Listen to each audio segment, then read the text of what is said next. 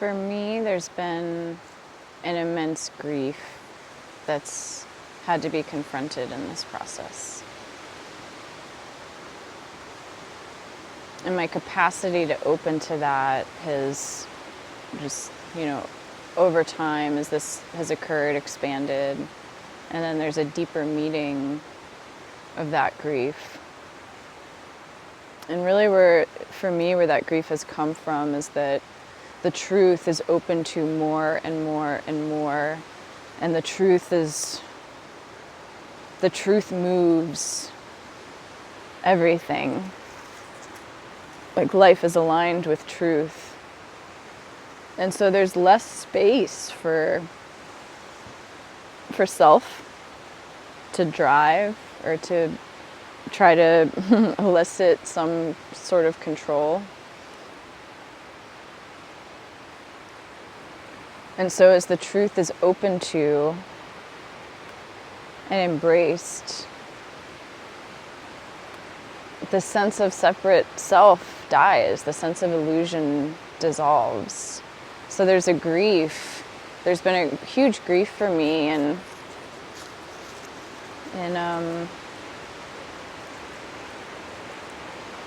losing illusion, in illusion dissolving.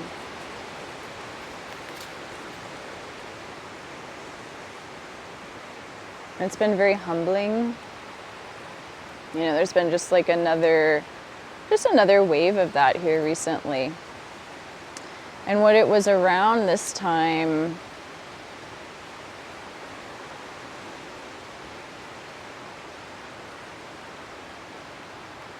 I suppose what the feel of it was that like I'm losing something, and it feels so strange because it's like losing something that I can't point to or touch or see.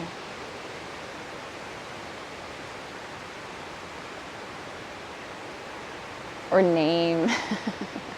It's very strange. But it's losing an image of what I believed I was. And there's been such a deep grief in that, in opening to that, in allowing it, in letting it in.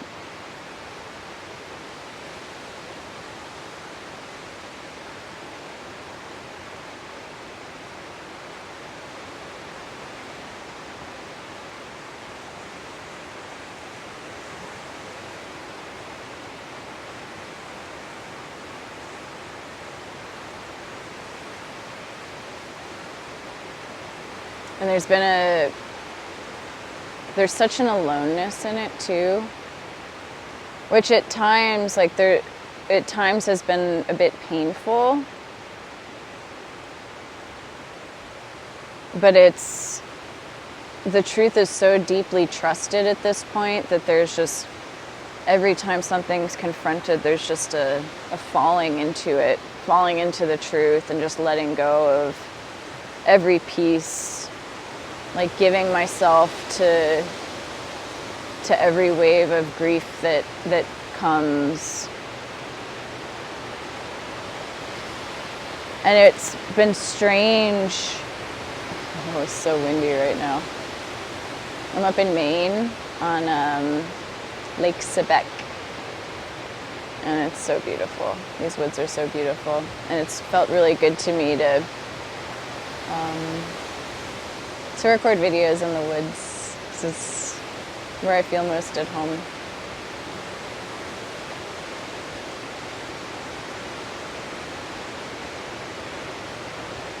But there's the grief of dying alone. Like having support around me, even in many ways feeling very witnessed and seen through this platform, but still this death happens completely alone. Completely alone. It's the death of, in a way, the death of unity, the death of community, I guess, in a way, but in a way, those little inchworms flying through the air, flying in the wind. But yeah, the strangeness, the strange feeling of losing something that I can't touch, and knowing so deeply that like this is death. This is death. This is the only death.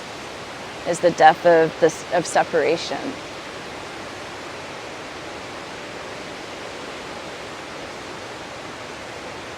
And it happens, the grief that I felt recently is that it happens without the universe even so much as blinking or batting an eye, or the people around me not even realizing what's going on, or like it's even letting go of that. It's letting go of being witnessed, it's letting go of the separation of wanting to be witnessed, wanting to be held,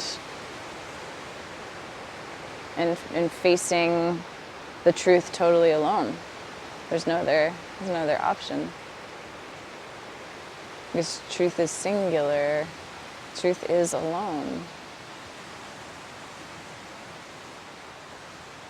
So as those boundaries dissolve,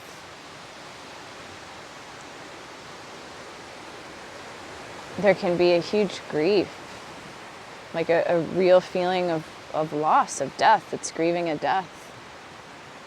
And what came to me recently is, I've spent so much of this process just seeking to wake up, seeking to get rid of my sense of self, seeking to transcend it. But then it's just really just hitting me, my experience with losing my dog Bailey really shifted something for me around death, of just how precious that kind of individuated manifestation of emptiness is, that manifests as Jennifer, my dog Bailey that passed, or that manifests as what you take yourself to be, or that manifests as one of the trees behind me. It's so precious, and I could see that in something that I loved, in my dog, how precious it was. And it took me a while to really see the preciousness of Jennifer. And, in a way, kind of like that emptiness being the only real witness of Jennifer's death. And just like holding that preciousness of, the image of Jennifer so tenderly. And just seeing the immense beauty in, even though it was an illusion, just seeing the immense beauty in it and the sweetness in it, and just holding that so close to the heart. It's like sitting with a beloved, sitting with a loved one as they die. Like that's what it has come to feel like, this process. But Jennifer is the one dying. And it's sitting with her grief, with her pain, with her emotions, with her stories, with her hopes and her dreams. And it's sitting with her and holding her hand as she lets go. And that's like, there's such a beauty in that. There's such a love in that. And I spent so much time just wanting to get rid of her. because there was so much pain and so much suffering, and now I just see the immense love. I feel such immense love for that character, for that manifestation, and just how precious that story is, how precious that image is.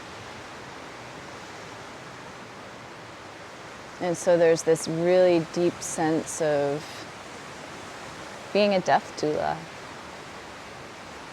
Like being a death doula for illusion, for separation, for division. And so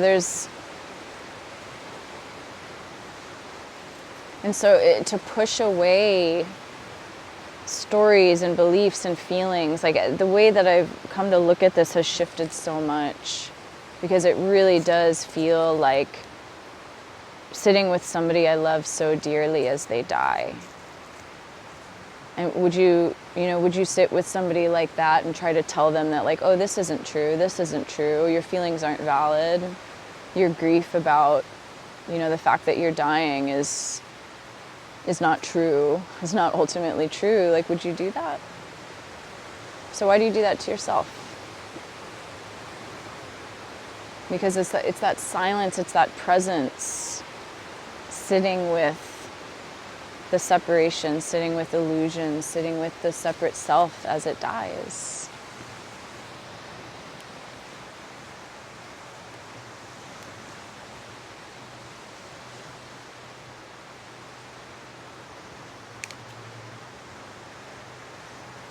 And there's such a sweetness in that, such a tenderness in it.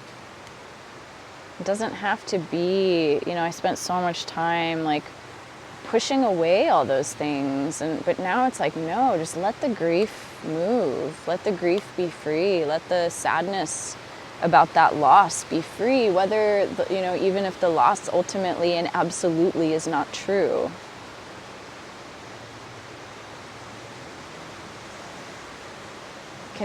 Because presence allows everything. Can it hold that death?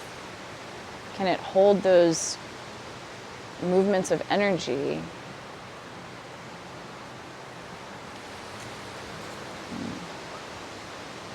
Can it hold it? It already is holding it. It doesn't. There's just an invitation to open to that, to open to what's already happening. And so that, something really clicked for me recently, in that I'm just really seeing the tenderness of this process and the beauty in this process, and just really seeing it truly as a death, the death of something that I've deeply loved. And holding it with the reverence that it deserves, and the gentleness that it deserves, and the kind of like a mother energy, like a mother sitting with her dying child. Can you hold your own process with that kind of reverence, with that open of a heart? Can you allow your heart to break that deeply, and to really let the whole of this process in? It's immense, the letting go that's asked of us as one goes through this. The letting go is immense. The grief can be immense. The fear can be immense. But truly, it is truly sitting with somebody that you love deeply as they pass, as they die.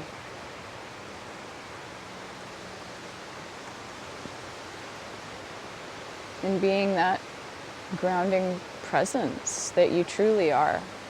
Because ultimately what's dying is separation, is division, is, not the truth of what you are. But even in the knowing of that, can you see the preciousness of the manifestation? The preciousness of the appearance of division, of the image that you had of yourself.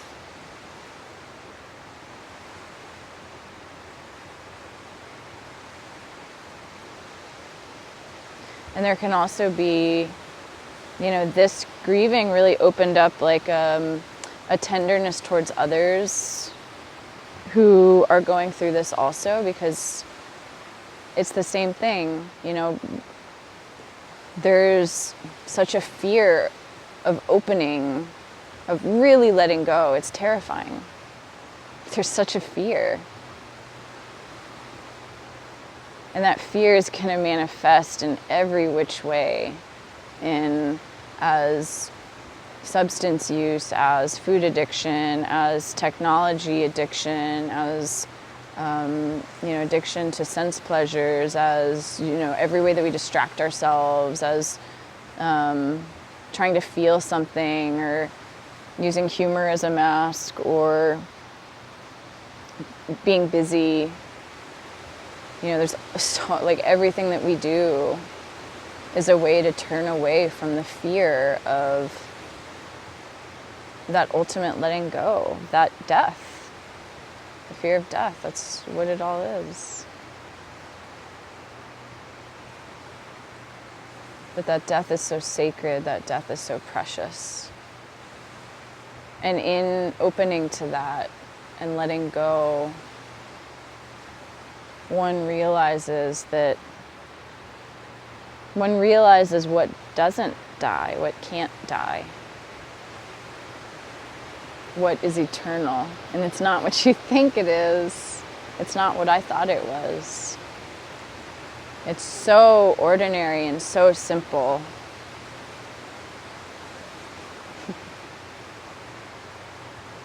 And it has nothing to do with you. Nothing to do with you, nothing to do with your thoughts, nothing to do with the roles that you play in your life or the masks that you put on.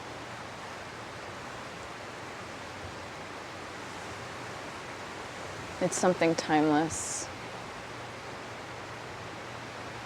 something that doesn't come or go.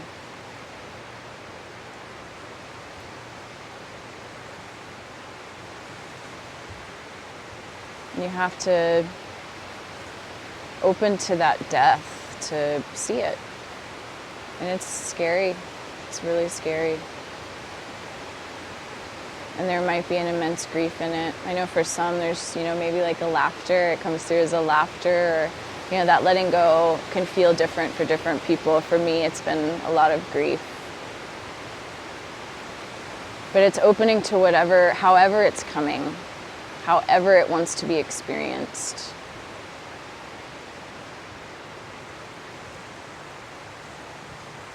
Because that's the truth.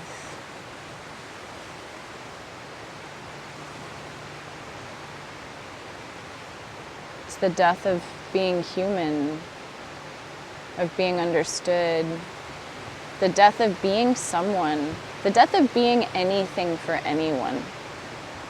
The death of being anything. The death of being anyone. It's even the death of freedom, the death of liberation, the death of God.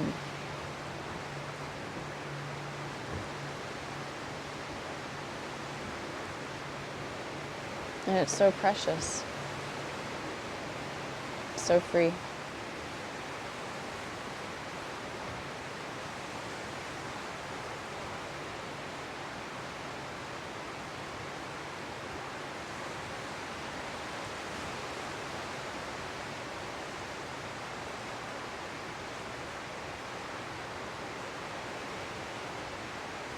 It's okay to feel grief. It's okay to feel afraid. It's okay to feel out of control.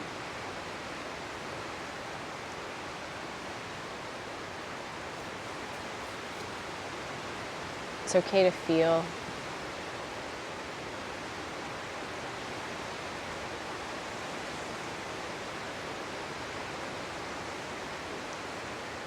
It's okay to run away. It's okay to hide.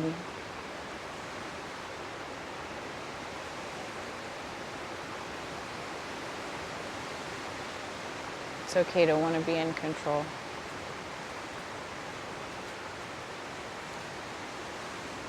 Everything that comes in this moment right now, can you open to that? Because that's it. That's the death, is opening to things exactly as they are. Life just as it is. Not turning away from any part of it.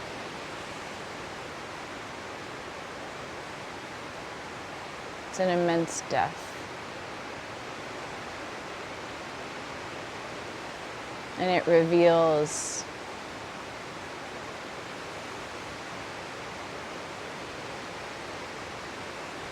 something unnameable, something untouchable, something so free that even speaking isn't it. It can't be it.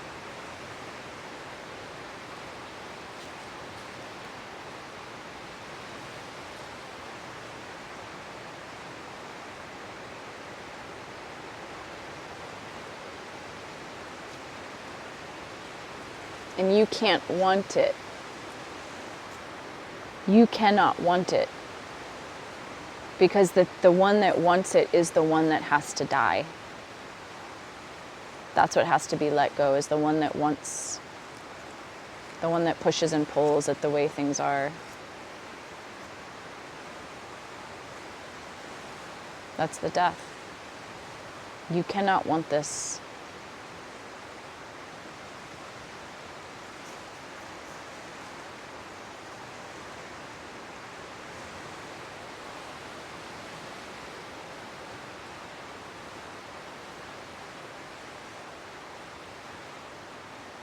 You can only let go into it. And you can't even do that. There's just a letting go that happens. But you can't make that happen. You know, there's practices that you can do to, I guess, unlearn the ways that you turn away, ways that you close, ways that you create division. That's what all spiritual practices are.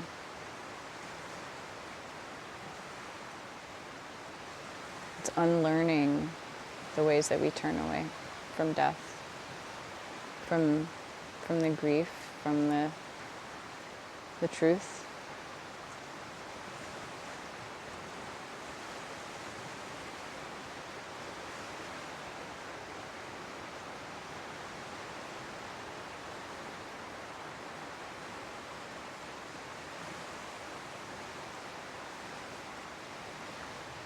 And it's a moment-to-moment thing, you know. It's having the discernment and the laser-like focus and the honesty, the humility, like whatever is coming now, whatever is coming right now, how am I creating division right now? How am I unenlightening myself? How is separation being generated in this moment? Can I have the humility and the honesty to see that clearly? And can I open so much that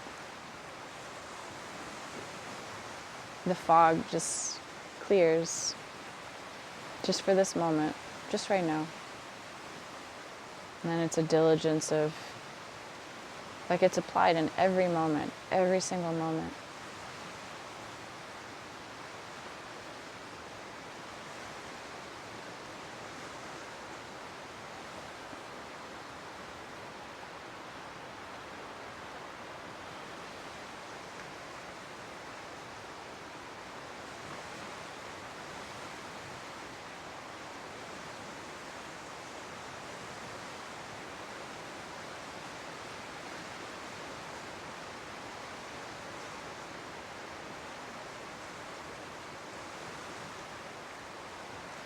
You were born to do this.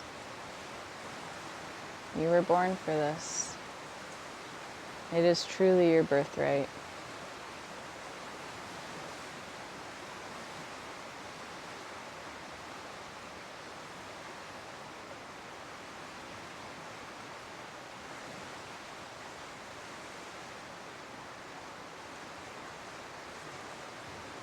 Be well.